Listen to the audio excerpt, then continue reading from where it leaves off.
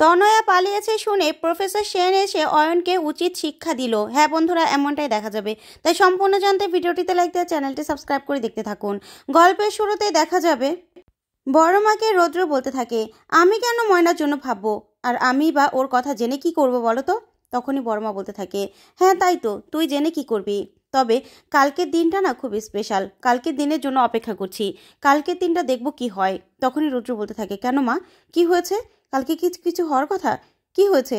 তখন বড় মা বলতে থাকে, না না রোদ, তুই জেনে কি করবি, আর তুই তো বললি যে তুই ময়নার ব্যাপারে কোনো কিছু শুনতে চাস না, তাহলে তোকে বলে আর কি করব।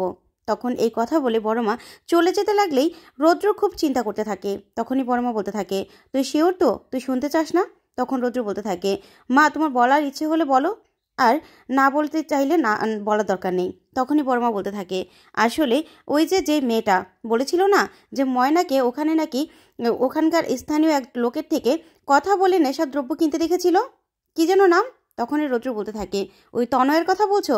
তখনই বড় মা বলতে থাকে, হ্যাঁ ওই মেয়েটাকেই ময়না বলেছে যে লোকটার থেকে ময়নাকে সেই নেশাদ্রব্য কিনতে দেখেছে সেই লোকটাকে একদিনের মধ্যে হাজির করতে, যদি হাজির করতে পারে তাহলে ময়না কালকেই বেরিয়ে চলে যাবে কলেজ থেকে।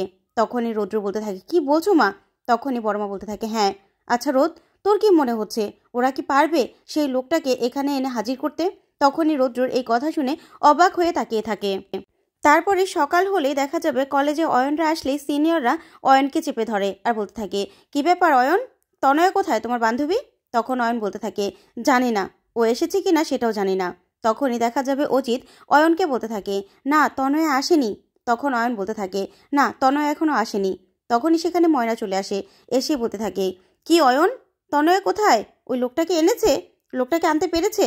তখনই এই কথাতেই অয়ন বলতে থাকে, শোনো ধানসিঁড়ি, তুমি না তনয়াকে নিয়ে তোমার ভাবতে হবে না, তনয়া ওই লোকটাকে আনতে পারলো কি পারলো না সেটা দিয়ে কিন্তু তুমি প্রমাণ হও না যে তুমি নির্দোষ, আর তুমি কিন্তু ভুলটা করেছো। আর তোমার কাছে মাত্র 5 দিন সময় ছিল, তার মধ্যে তো একদিন চলে গেছে, আর মাত্র 4 দিন রয়েছে। তখনই ময়না বলতে থাকে, হ্যাঁ সেটাই তো কইতাছি, আমার হাতে তো এখনো 4 দিন আছে, কিন্তু তনয়ার হাতে এ তো একদিনই ছিল, আজকের দিনটাই শুধু, এর মধ্যে কিন্তু ওরে সেই লোকটার আইনা হাজির করতে হইব। তখনই এই কথা শুনে অয়ন ভয় পেয়ে যায়। তারপরেই ময়না বলতে থাকে, ফোন করো তোমার বন্ধুকে, ফোন করো, ফোন করে জিজ্ঞাসা করো যে কোথায় আছে। তখনই অয়ন বলতে থাকে, ফোন করেছিলাম, ফোনটা সুইচ অফ। তখনই সিনিয়ররা বলতে থাকে, কি বলছো অয়ন, ফোনটা সুইচ অফ, তাহলে কি তনয়া আবার মিথ্যে বলেছিল নাকি, ও কি পালিয়েছে নাকি। তখনই ময়না বলতে থাকে, না না নিশ্চয়ই চলে আসবে। তখনই অচিতা সীমা বলতে থাকে, না পালাবে কেন, ওই জায়গায় এত দূরে আমরা পিকনিকে গিয়েছিলাম, সেখানে গিয়ে লোকটাকে খুঁজে আনতে মিনিমাম তো 5টা বেজেই যাবে, আর বিকেলের মধ্যে চলে আসবে, আজকে দিনটা তো ওর কাছে সময় আছে তাহলে। তখন ময়না বলতে থাকে, হ্যাঁ তাই তো, 5টা পর্যন্ত তো আমরা কলেজে আছি, তাহলে দেখাই যাবে, তনয়া নিয়ে আসুক ওই লোকটাকে, আর এনে প্রিন্সিপালের কাছে প্রমাণ করে দিক। তখনই অয়ন ভয় পেয়ে যায়। তখন অয়ন বলতে থাকে, হ্যাঁ হ্যাঁ 5টার মধ্যে চলে আসবে, নিশ্চয়ই সেখানে গেছে, সেই জন্য ওর ফোনটা সুইচ অফ। তারপরে অয়ন এই বলেই সেখান থেকে বেরিয়ে চলে যায়। আর ক্লাসে চলে গেলেই তখনই সীমা আর অজিত রেকর্ডিংটা আবার চালু করেই অয়নের পিছন পিছন যেতে থাকে। এদিকে দেখা যাবে সিনিয়ররা ময়নাকে বলতে থাকে, ধানসিঁড়ি তুমি যে প্ল্যানটা করেছো না, এই প্ল্যান ধরে যদি তুমি সাকসেসফুল হও না তাহলে তোমাকে সেলুট করব, সেলুট। তখনই ময়না বলতে থাকে, দেখেন আমার ভাগ্য যদি আমার সাথ দেয় তাইলে তো ঠিকই এই প্ল্যানটা কাজ করব, সবাই তো আমার সাথ সাইরা দিল, এখন যদি ভাগ্যটা আমার সহায় হয়। তখন এই কথা শুনে সিনিয়ররা ময়নার উপর খুশি হয়ে যায়। ওইদিকে দেখা যাবে সীমা অজিতকে বলতে থাকে, অজিত রেকর্ডিংটা চালু কর। তখন অজিত বলে, রেকর্ডিংটা চালু করেছি। তারপরে ক্লাসে গেলেই দেখা যাবে অয়ন রেগে যায়। তখনই বিকাশ ওরা বলতে থাকে, কি হয়েছে অয়ন। তখনই অয়ন বলতে থাকে, আর কি হবে, তনয়া পালিয়েছে, ওর বাড়িতে নেই, কোথাও নেই ও, এখন কি করব।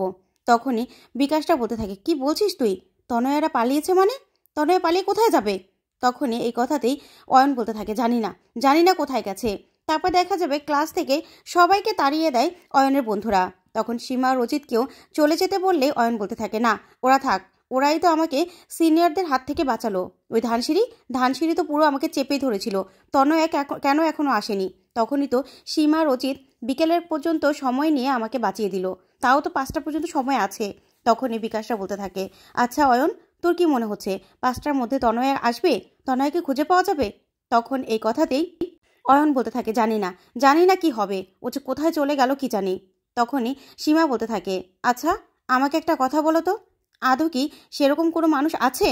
তখনই অয়ন বলতে থাকে, না ওরকম কেউই নেই। তখন সীমা বলতে থাকে, তাহলে তাহলে এবার কি হবে?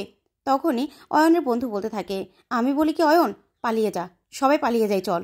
তখনই অজিত বলতে থাকে, আচ্ছা পালিয়ে গেলে কি হবে? কি হবে পালিয়ে গেলে? কলেজে তো আসতেই হবে। তখনই অয়ন বলতে থাকে, না না, পালিয়ে গেলেই ধানসিঁড়ি জিতে যাবে, ধানসিঁড়িকে আমি কিছুতেই জিততে দেবো না। তখন সীমা বলতে থাকে, কিন্তু অয়ন আজকে যদি তনয়া না আসে তাহলে তো এমনিতেও ধানসিঁড়ি জিতে যাবে, তাহলে তাহলে কি হবে?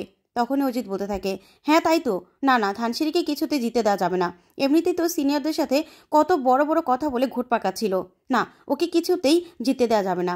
তখন অয়ন বলতে থাকে, জানি না কি হচ্ছে জানি না, এখন যদি প্রিন্সিপাল বা প্রফেসর সেন চলে আসে?